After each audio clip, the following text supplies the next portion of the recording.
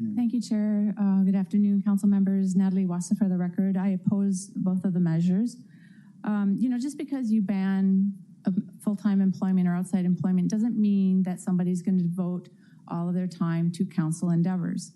And, we've heard some comments that having this ban would somehow reduce potential conflicts of interest, but I would like to point out that by council and the mayor appointing the commissioners to the Salary Commission, already in that process, it's inherent that there may be conflicts of interest. So I would propose, rather than this charter amendment, that we look at the makeup of that Salary Commission, because there are groups out there, such as League of Women Voters, Common Cause Hawaii, other nonprofits, that if we had their representatives on that commission, I feel it would be more independent and less conflict of interest.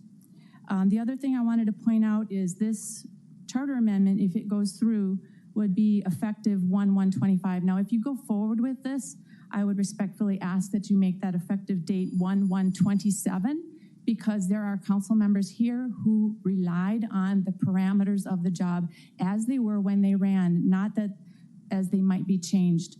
With respect to Bill 33, I oppose this as well. Each person handles a job differently. Each person has their own skills, their own experience, their staff that they have helping out. Some might be better than others. All of these factors, and I've included them in the written testimony, go into how much time it takes to be an effective council member. So I ask you to take a look at that. If this ban goes through the Bill 33, I'm concerned that we will see higher salaries proposed for council members next year, and that is because, as we know, the Charter Commission recommended the lowest level. The highest level was 169%, double what you're making now. So if I may just, so my concern is, because the commissioners all carry forward to next year, that would be proposed for the following year. And then one last comment. So when you folks ran, you knew what the parameters were. You made your own decision about whether you wanted to have a job or not. Some jobs you need to continue in order to be able to have that position when your term is done. So that's another reason I oppose this. I think it's not fair at this point to ban jobs effective 1/1/24.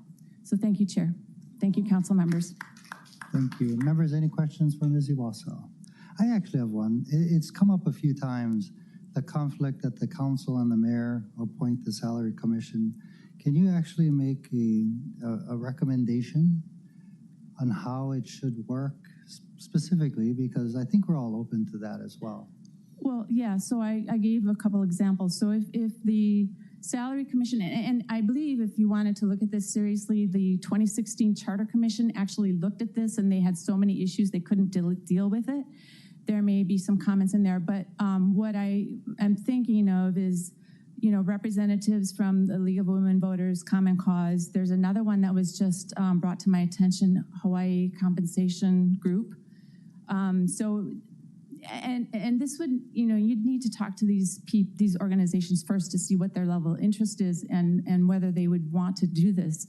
But it seems like these are all good governance organizations, and that if we had representatives from those organizations on the Salary Commission, that it would be more independent, and people would actually feel, I think, that it is a more independent process. So that's kind of what I was thinking. Who would decide which organizations get a seat at the table? So would that be the council, the mayor, or another organization? So I think this would take some groundwork.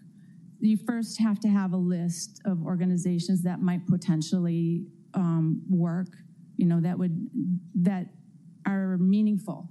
You don't want just some nonprofit. What I see is these organizations that put forth good governance policies, that are advocating for the public, that kind of thing. So a list needs to be created first, and then going through that list to see whether those organizations would actually be interested, how feasible it is. I haven't done this. But again, I said the 2016 Charter Commission, I think, would be a good starting point because as I recall, there was a proposal for that. Okay, but I guess you see the problem. Who would create the list, as you suggest? Who would go through the list, and then who actually selects off of the list, in your estimation? Well, I would turn that question around and say, who does these charter amendments? Who puts together these proposals for us to consider?